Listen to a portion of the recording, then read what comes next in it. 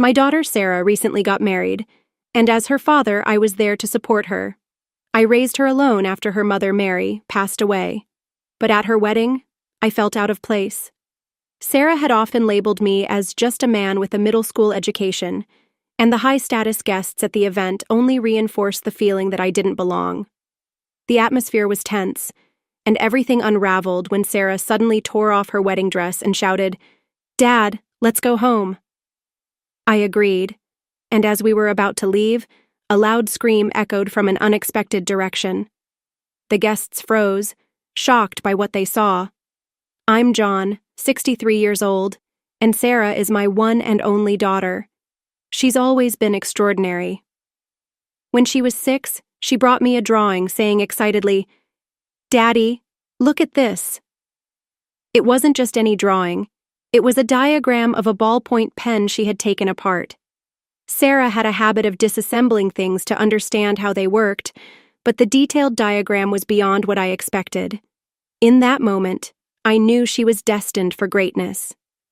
Sarah's physical weakness prevented her from playing outside like other children, so she spent her time exploring her interests, particularly astronomy and weather. I remember one day, she asked, "Daddy, why do clouds float in the sky?" It seemed like a simple question, but I had never really thought about it before. I explained, "Clouds are made of tiny droplets of water, and because of gravity, temperature, and how light the droplets are, they float instead of falling." I worried it might be too complicated, but she eagerly took my answer and ran with it. She asked her teacher, read everything she could find in the library, and by the time she was 12, she knew more about clouds than most adults. Even her teachers were amazed by her intelligence and curiosity. Unlike Sarah, I don't have any special talents. Her mother, Mary, was beautiful and brilliant, a perfect blend of intelligence and charm. Sarah must have inherited her gifts. Tragically, Mary passed away the day Sarah was born. The pregnancy had been smooth, but shortly after Sarah was delivered, Mary's condition worsened. Her body tensed, and within seconds, her heart stopped. Back then, medical technology wasn't as advanced as it is today, and only a small percentage of mothers survived conditions like hers. Mary gave her life for Sarah to come into this world, never even getting to see the daughter she had sacrificed for. I didn't know how to cope. Of course, I loved Sarah, but the thought that she had come into this world by taking her mother's life haunted me. Sometimes, when I looked at her peaceful face, so much like her mother's, it felt almost like a cruel reminder. The dreams I had for our family, the excitement of awaiting Sarah's arrival, were shattered in an instant. Overcome with grief, I cried until I had no tears left. But then, through my sorrow, a small voice inside me reminded me of my responsibility. "Sarah, it's time for your milk," I said. "Don't worry, I'll protect you, no matter what." Holding her tiny, warm body in my arms, I made a promise to myself. No matter the struggle, I would raise Sarah to be a strong and happy adult. I would always be there for her, giving her everything she needed. And as if she understood, she wrapped her tiny hand around my finger. "Oh, what were we talking about again?" Her voice snapped me back to the present. Standing in front of me, with a smile as bright as the sun, was Sarah. She had grown into a beautiful, confident young woman. She looks just like her mother. Sarah, now 25, has healthy, sun-kissed skin, long chestnut hair with soft waves, and striking light blue eyes. "Which of these dresses do you think looks better?" she asked, holding up 2 options. "How about the powder blue one on the right? It matches your eyes and looks beautiful." Her eyes sparkled as she smiled softly at my answer. Over the years, noticing how much Sarah resembled her mother brought me quiet comfort. Her hair, her eyes, even her expressions reminded me of the love of my life. And now, my little girl was about to get married. Her fiancé, David, works at the same company as her. When they came to tell me about their engagement, I liked him right away. "I'm still learning," David had said. "And honestly, Sarah doesn't need anyone to take care of her. She's amazing on her own, but I want to be the person who supports her when she's tired, someone she can lean on when she needs a break." Hearing those words surprised me, but they also touched my heart. Most of all, Sarah had chosen him, and that was enough for me. I gave them my blessing, even though it was her choice, not mine. Since then, I've noticed how much happier she looks around him. My serious, hard-working daughter has a lightness in her eyes when she's with him, a bit like how I felt when I was with her mother. Before I knew it, the wedding preparations were in full swing, and my little girl was about to start a new chapter in her life. I muttered to myself, is it really okay that I haven't met his parents yet? Sarah and David had already introduced both sets of parents to each other, but I hadn't had the chance to meet David's parents. I thought we should at least meet before the wedding, but neither Sarah nor David seemed interested in setting it up. I don't think it's necessary for you to meet them before the wedding, Sarah said. I agree, there's no need to trouble you with it, sir, David added. Their words felt off, like they were trying to hide something. Still, I figured they must have their reasons, so I decided not to push it. I chose to respect their wishes and stayed out of it. Today, however, was the wedding rehearsal, and I was told David and his parents would be arriving soon. Oddly enough, I felt nervous. I kept pacing, sipping coffee, and heading to the bathroom every 45 minutes. When I finally heard the door open, I froze as David walked in, followed by 3 people I assumed were his parents. David's mother, Linda, looked me up and down, her gaze moving from my head to my toes like she was sizing me up.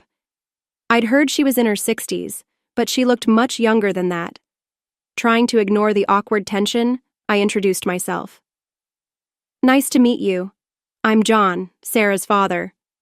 I extended my hand for a handshake, but neither of them took it. Feeling uneasy, I looked at them closely. Both were staring at me with cold, judging eyes. Oh, I thought Sarah's father would be quite handsome since she's such a beauty, Linda said, with a laugh that was more mocking than kind.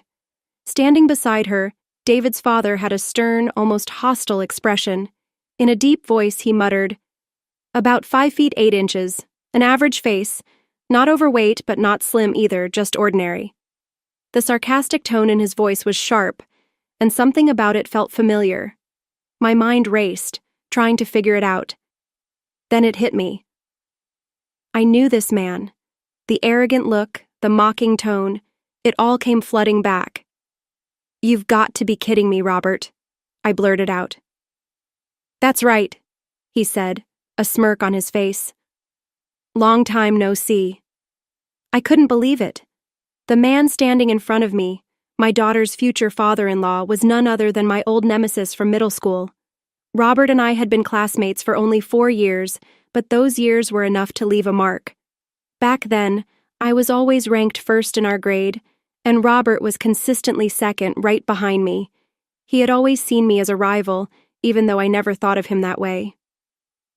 You're so obnoxious, John, he'd say. You're always at the top of the class. Couldn't you let me have it just once? That's why I can't stand perfectionists like you. He'd say things like that while I quietly read my books. But it wasn't about being a perfectionist. I just couldn't be satisfied unless I gave my best effort. I never imagined I'd run into him again, especially not here, and certainly not as the father of my daughter's fiancé. I always gave everything my best effort, so my test scores were nearly perfect, either 400 or sometimes 395 because of small mistakes.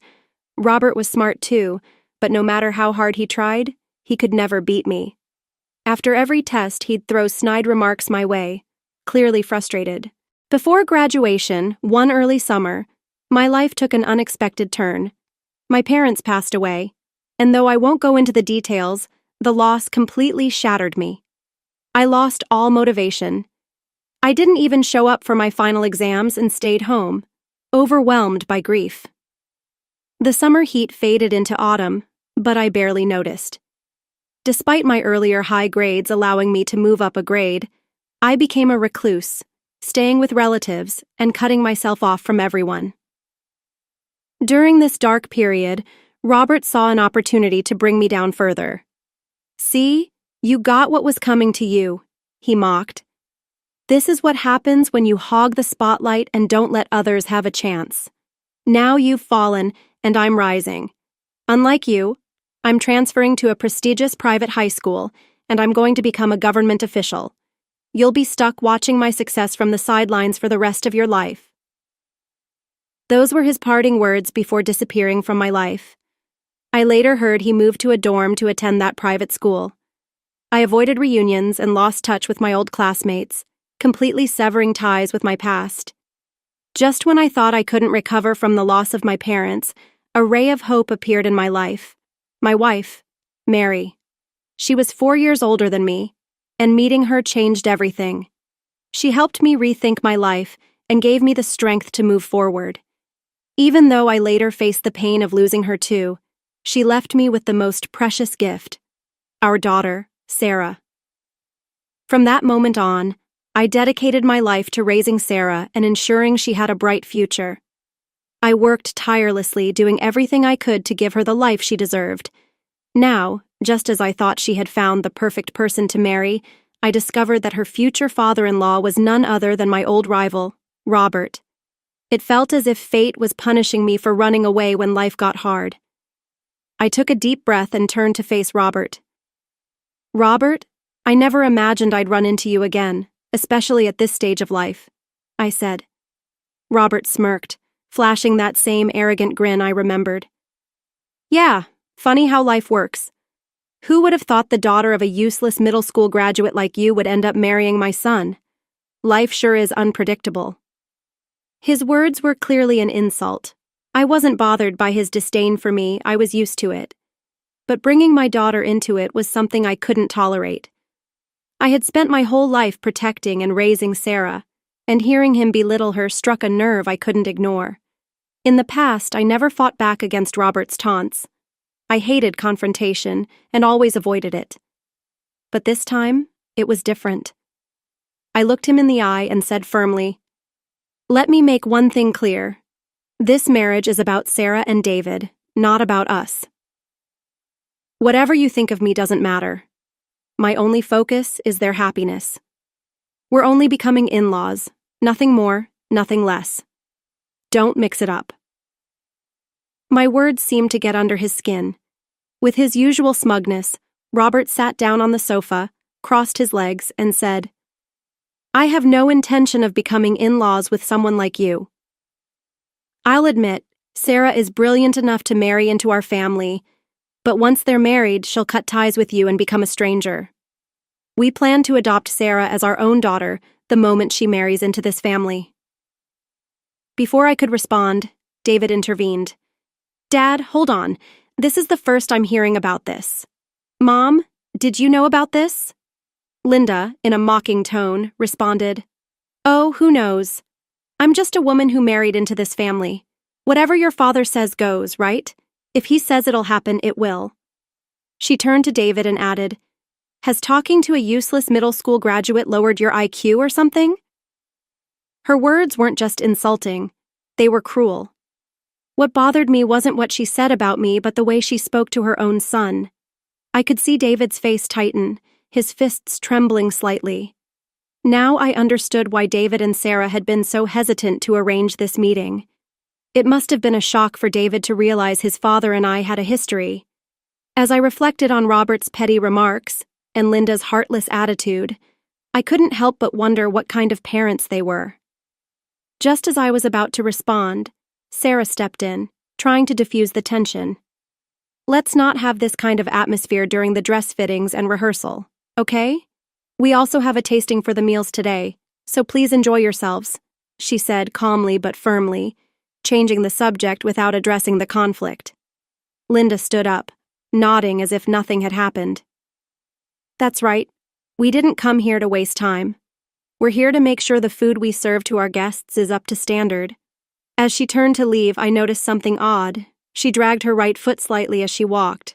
"Your right foot?" I started to ask, but Linda cut me off sharply. "Your concern is unnecessary. What could a middle school graduate like you possibly know?" she snapped before walking out with Robert. The door closed and silence filled the room. It was just me, Sarah, and David now. David took a deep breath and then bowed his head deeply. "I'm so sorry for my parents' rude behavior," he said, They've always had this superiority complex, and even I can't control them. If only my brother, Michael, were here. It was then that I learned about David's older brother. He had passed away while abroad. My brother, Michael, was an incredible pharmacist, David explained quietly. He was gifted from a young age, and my parents always held him in the highest regard. After he passed, it's like they've been trying to control me even more, as if I have to fill his shoes. Hearing this, I felt a mixture of sadness and respect for David. Despite the pressure from his parents, he was standing strong for Sarah and trying to make their future work. It gave me hope that maybe together they could rise above all this. David's older brother, Michael, had always been passionate about pharmacology, and everyone believed he was destined to become a top professional in the field. But when he turned 26, he made a sudden announcement. He was going overseas. My parents tried to stop him, David explained. If it had been for a vacation or to train at a world-famous hospital, things might have been different. But the path my brother chose was much harder. He paused, then continued. Have you heard of those medical organizations that work in dangerous areas? Hearing that, my heart sank. I swallowed hard and answered, Yes, I've heard of them. So, your brother? David nodded silently. That's why my parents didn't want him to go. He didn't need to say anything more. I could already imagine the weight of what he must have gone through, as well as what might have happened to his brother. The room fell into a heavy silence, the kind where no one knows what to say next. Sarah, however, broke through the gloom. Hey, why are we getting so down? I've heard David talk about his brother before, and I know the story, but I'm sure he wouldn't want us to be sitting here all sad, right? Her words seemed to lift David's spirits, even if only a little. Yeah, you're right, he said. Let's just focus on the wedding for now. David then turned to me and said, John, I really am sorry for how my parents acted earlier. I placed a hand on his shoulder and said gently, The only thing that matters is that you and Sarah are happy. The rest doesn't mean anything. After that, I decided not to bring up what had happened again. Neither Robert nor Linda said anything either. Maybe it was because the venue staff were nearby, or perhaps they were pretending to behave. Either way, they spent the rest of the time smiling and avoiding any more trouble. I didn't realize it then, but this was just the calm before the storm. As the day went on, I sampled the meal options and eventually headed home. Time flew by, and before I knew it, the wedding day had arrived. I couldn't believe the moment was finally here. My little Sarah, who used to walk behind me saying, Daddy, had grown up so much. Seeing her in her pure white wedding dress was a sight I would never forget. I didn't think it was appropriate to carry around a large portrait of my late wife, so instead, I brought a small photograph from one of our trips together. It was my way of sharing this special day with her, even if only in spirit. The ceremony was breathtaking, emotional, and almost magical. It's a memory I'll cherish forever. Afterward, we moved to the reception hall, but that's when something unexpected occurred. I glanced at the seating chart and muttered to myself in disbelief, What is this? Sure enough, I saw it, labeled as useless middle school graduate. Dad! I heard whispers spreading across the room as guests noticed the insult. The staff hurried to collect the charts, their faces pale as they apologized repeatedly. Sarah and David were backstage, changing into their second outfits, so they hadn't seen any of this yet. But from the staff's frantic reactions and the nature of the insult, I knew exactly who was behind it. Well, how about that? My little surprise for you, came a cold, mocking voice behind me. I turned to see Robert standing there, grinning smugly. Linda, beside him, hid her expression behind a folding fan, but her posture and the slight tremor in her shoulders revealed she was laughing at me. My body shook slightly, but it wasn't from anger for myself. It was for Sarah. This wasn't about me. I had lived long enough to shrug off insults like these, but for the father of the bride to be humiliated in front of so many guests would cause rumors that could hurt Sarah deeply. I'd tried to avoid a scene all day, but this childish stunt had pushed me to my limit. Calmly, I said, "At 63 years old, you still pull stunts like this? How pathetic." Robert's grin widened. "I'm a man who graduated from a prestigious university, climbed the ranks to become a government official, and raised a son who works for a top company. And you? You gave up on school, locked yourself away, didn't even take the high school entrance exams, and stayed nothing more than a middle school graduate. This is a celebration for the elite. You should leave immediately." His voice echoed through the room, loud and venomous. Curious guests began to gather, drawn by the commotion. I was about to respond, worried about how this public embarrassment would affect Sarah, when a calm, firm voice rang out. "Dad, let's go home." It was Sarah. I turned to see her standing there, no longer in her wedding gown, but in her casual clothes, her face emotionless. The staff, who had just finished collecting the seating charts, stood frozen, trembling as they watched her. Sarah had clearly heard everything. David joined her a moment later, also out of his tuxedo and into regular clothes. His voice was steady, but there was an undercurrent of anger that sent chills through me. "John, let's go," Sarah said. Meanwhile, Robert and Linda's faces twisted in fury. "What's the meaning of this?" Robert shouted. "David, Sarah, the reception is about to start. Why are you doing this?" David stepped forward, his 6 feet 4 inches frame towering over his much shorter mother. Linda flinched and took a step back. "Mom," David said, his voice cold and sharp, "aren't you ashamed of what you've done? I understand that you've put all your expectations on me since my brother Michael passed away, but I'm not your puppet. I want to live my own life. I'll repay the kindness you've shown me, but if you keep acting this way, I'm ready to cut ties with both of you." A heavy silence filled the room. Guests who had been watching started whispering, too afraid to intervene. Robert, unable to hold back his anger, shouted, "How dare you?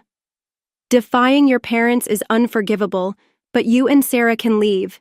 This wedding is completely off." Robert was still the same person who had once screamed at me in school, demanding the top spot. I was too tired even to sigh. Ignoring Robert, I turned to Sarah and said, "You're right, let's go home." With Robert canceling the wedding, it was clear it couldn't continue.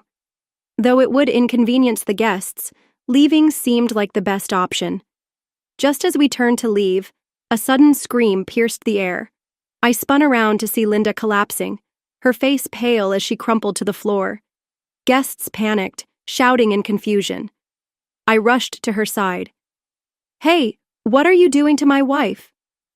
Robert tried to push me away, but for the first time I raised my voice. "Do you want her to die right here?"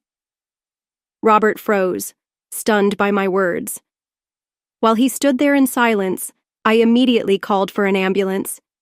David, still in shock, stood frozen, unable to react. People crowded around asking what was happening, their voices full of panic. Sarah pushed her way through and hurried to my side. "Dad," she said urgently. She mentioned feeling dizzy earlier.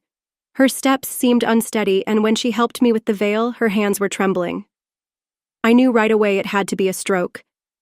I carefully tilted Linda onto her side, raised her head slightly, and spoke to her calmly.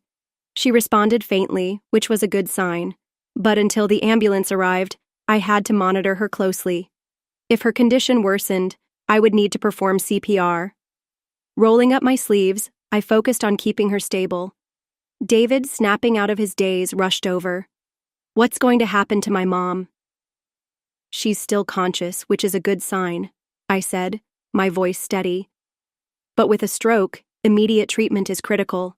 Without it, there could be serious after effects or worse. We'll do everything we can until the ambulance gets here." David nodded quickly, trying to stay calm. Robert, still panicking, shouted, "Stay away from her! Don't touch her!" Ignoring the relatives trying to calm him down, he kept calling out Linda's name, his voice filled with fear. It was clear he couldn't process what was happening. As I watched him, I couldn't help but think back to my own past. I reached into my pocket and touched the photo of my late wife. Looking at her smiling face, I prayed silently, "Please, let me save her this time. Give me the strength to do it." Just then, We heard the staff call out from the entrance, "The ambulance is here!" The paramedics rushed in, and we quickly moved to get Linda the help she needed. "Let's go," I said firmly, as the team worked to stabilize her and prepare her for transport. I slipped the photo of my wife back into my pocket and took a deep breath to steady myself. Hours later, David called to let me know that Linda had survived the surgery. Relief washed over me. Even though the wedding had to be canceled, knowing Linda was okay made it all worthwhile. After Linda was taken to the hospital, Sarah and I stayed behind to handle the return of wedding gifts and explain the situation to the guests. By the time we finished, exhaustion hit me and I felt my knees weaken. Sarah quickly supported me. "You did great, Dad," she said with a warm smile. "I'm so glad she made it through." "Yeah," I said, letting out a sigh. "But it's not over yet. There's still a lot to do." Sarah nodded slowly, and we started walking down the moonlit street toward the hospital where Linda had been admitted. Visiting hours ended at 9 p.m., so we only had about 45 minutes to see her. We hurried and arrived just as Linda was waking up. She lay there, staring blankly at the ceiling, while Robert sat at her bedside, clutching her hand and sobbing uncontrollably. David saw us at the door and gestured for us to come in. "Thanks for coming, Dad," David said softly. His words seemed to nudge Robert, who shifted uncomfortably, opening and closing his mouth as though trying to speak, but not finding the right words. I sighed and decided to address it head-on. "Look," I said plainly, "I didn't save Linda because you told me to. I don't need any half-hearted thanks." Robert looked down, clearly embarrassed. After a moment of silence, Linda whispered something in a hoarse voice. "Mary." David leaned in gently. "Mom, don't push yourself. Just rest for now. We'll talk again later." His calm, reassuring tone seemed to help, and Linda soon drifted back to sleep. "Dad, just wait here for a bit," David said as he and Sarah left to grab some takeout for dinner. That left me alone with Robert. The silence between us was heavy and awkward, but to my surprise, Robert spoke first. "When Linda collapsed, I was completely useless," he admitted quietly. "You and Sarah stayed so calm. Have you worked in medicine before?" I realized Robert still believed I had only a middle school education. He was probably shocked by how I had handled the situation. It was time to explain. "No," I began. "I'm not just a middle school graduate. I was delayed for a few years, but I passed my GED, went on to college, and eventually became a doctor." Robert blinked, stunned. "A doctor?" he asked, almost disbelieving. I nodded, recalling how Robert once mentioned wanting to be a doctor too. I had assumed he'd pursue that path, given his ambition, but clearly that hadn't happened. "Being a high-ranking bureaucrat is impressive," I said, "but it doesn't seem like you chose it because you loved it." Robert sighed heavily, his usual arrogance replaced by something closer to regret. "In my family, becoming a bureaucrat was a tradition passed down for generations. The pressure was enormous, and my father constantly criticized me for never being able to take the top spot in school," he admitted.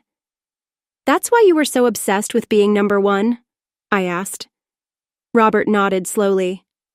"Yes, but I realized something back then. What's the point of being number one if it only happens because someone else holds back?" He paused and looked away as if struggling with the memory.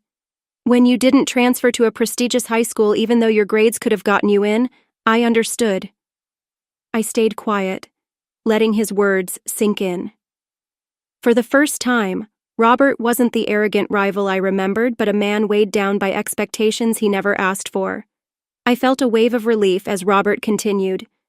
"Thanks to that, I became the top student at my new school, did well in university, and eventually became a bureaucrat, but no matter how far I climbed, I always felt empty inside because he wasn't there." "You mean Michael?" I asked gently. Robert's eyes widened in shock at the mention of his late son's name. He froze, staring at me as if searching for answers. Slowly, I pulled the photo of my wife from my pocket and showed it to him. In the picture were my wife, Mary, and myself. "How do you know Michael?" Robert stammered. "Michael and I worked closely together in a medical aid organization," I said. "My wife, Mary, was a nurse, and Michael had incredible knowledge of medicine. Together, we saved countless lives." My voice faltered as memories of those days filled me with both warmth and pain. I'll never forget that day.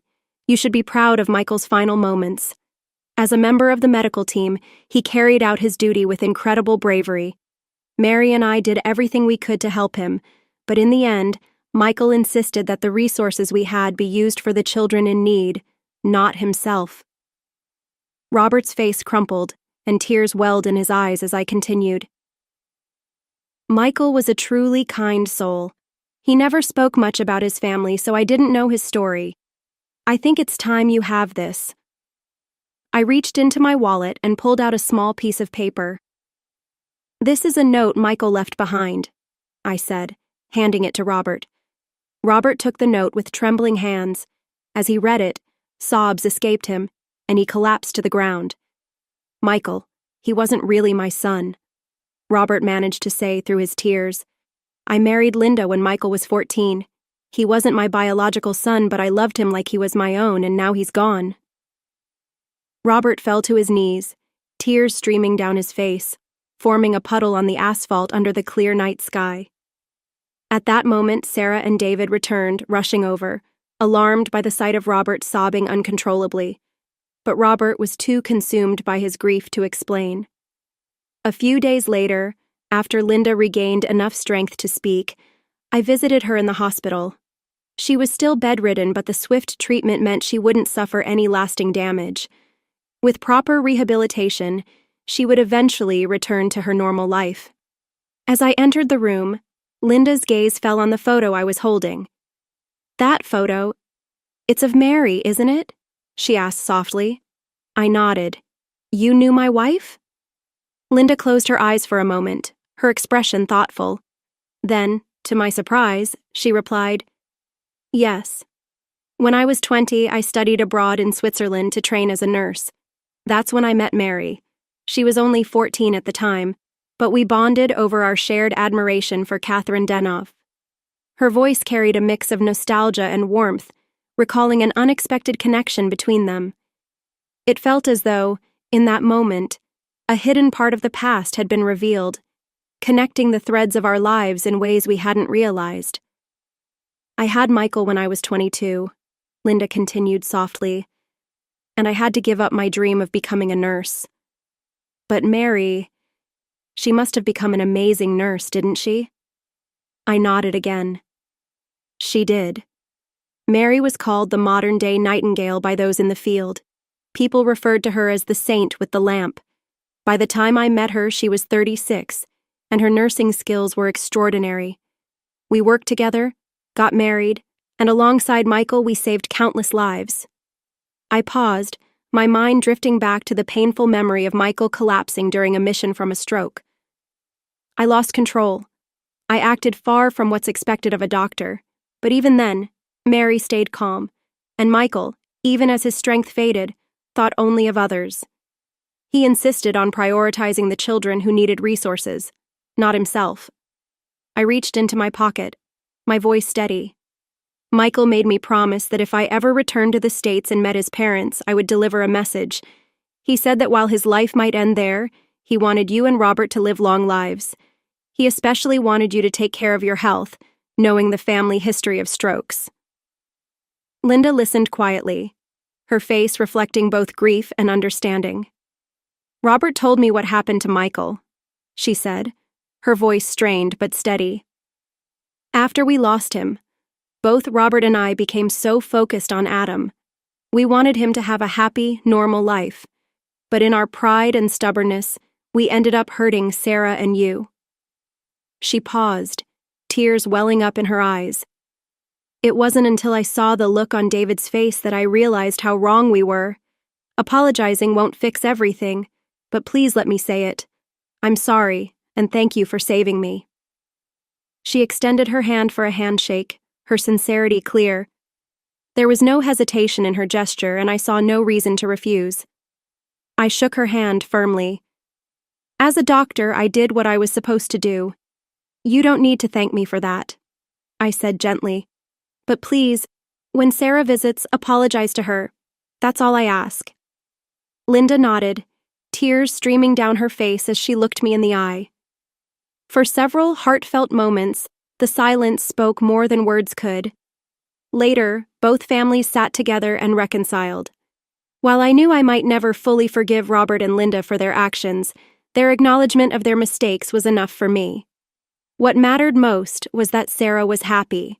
A few weeks later, Sarah gently rubbed her slightly rounded belly and smiled.